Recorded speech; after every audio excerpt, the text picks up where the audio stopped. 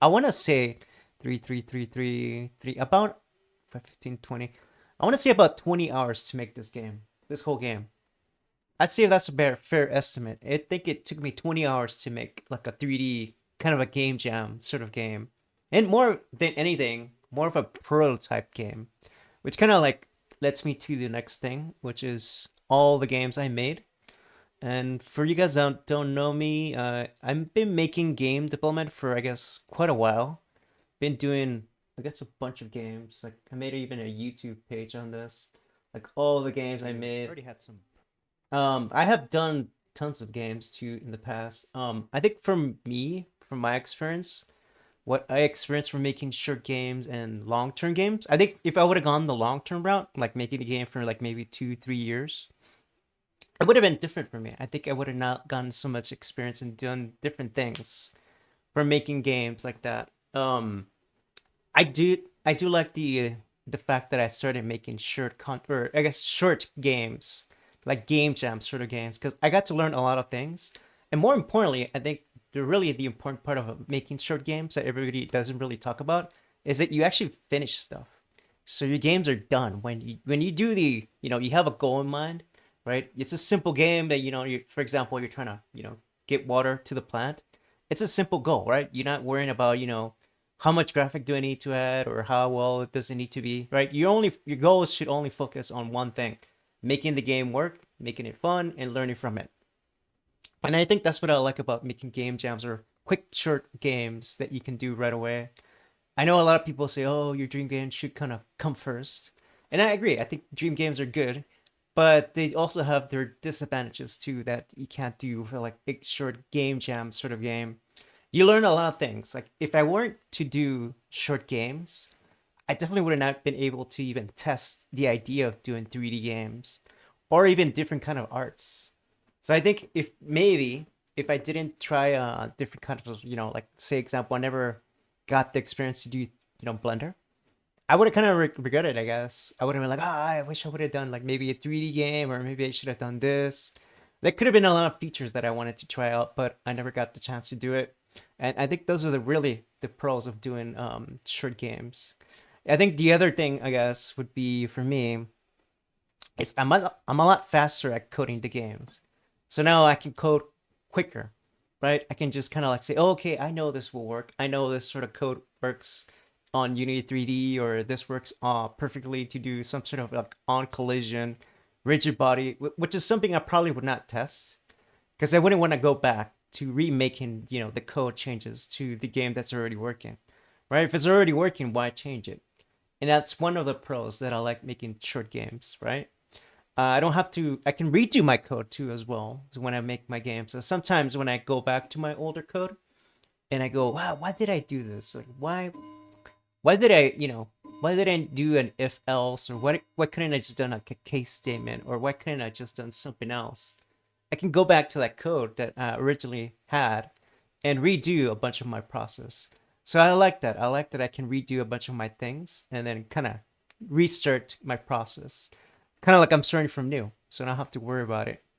And yeah, I think that's really the pro, or better art too, right? Like if let's say I had a dream game in mind and it's a game, it's like, oh, I'm gonna have this sort of art, and if I change it around, I can't do anything.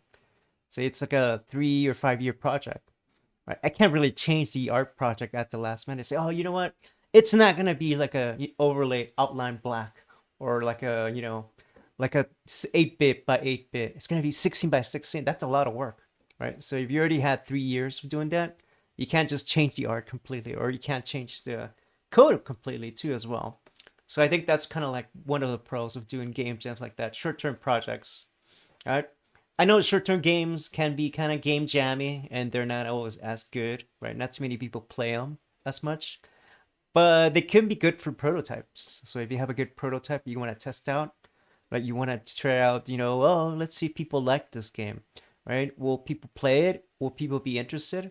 Right? And if they don't like it, it's also okay, right? You can always say, oh, okay, well, I guess nobody really liked that idea of me making this sort of game. Now I can try something new. I can try maybe doing something else. That's really the idea, and one of the pros of doing the short-term game jams. Of course, you should still do your dream game if you have a lot of, feedback or backers, then I think it's okay. Right? But it does allow for prototypes.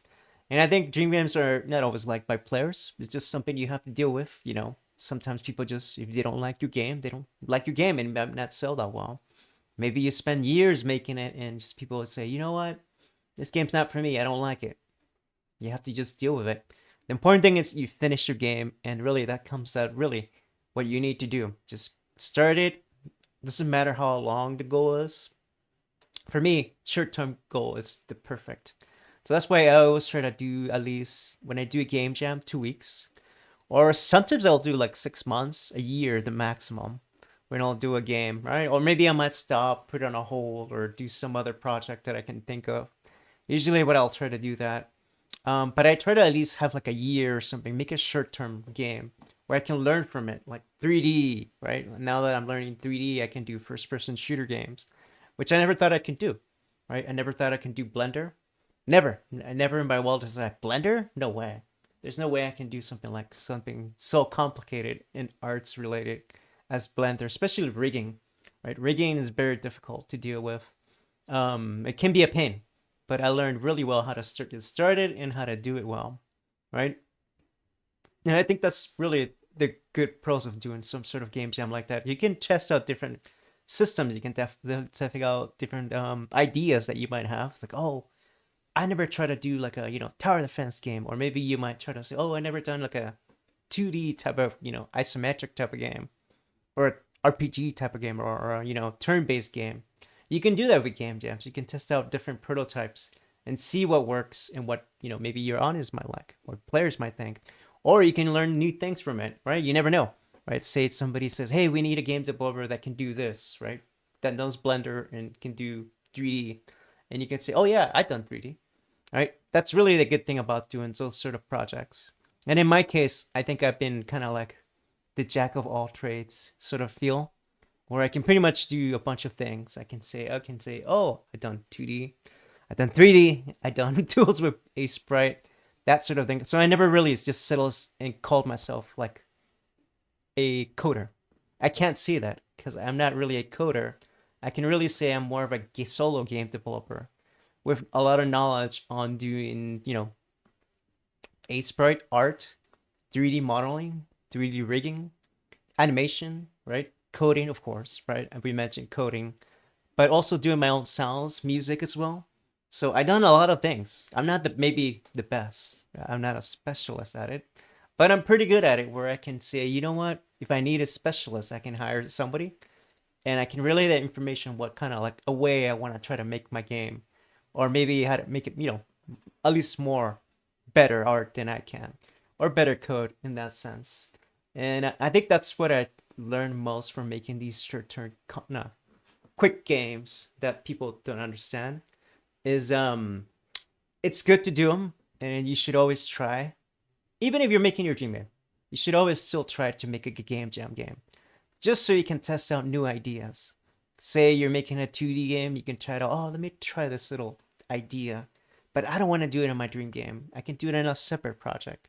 You can do that, right? You can do that sort of projects and you say, oh, wow, I didn't know I can do that. Now I can add it to my new dream game. That's really the best thing you can say about these sort of games. Or maybe, people like this sort of aspect, for example, right? Or they like this sort of scene or art in your game. And yeah, and that's my take on my short-term game jams. And I'm probably gonna continue doing more short-term games like this. Um, Maybe some bigger projects along the way, like maybe like a year project, 6 months project, right? If I'm having fun, that's really the more important thing, right? If I'm having fun doing it and I like it, that's all that matters.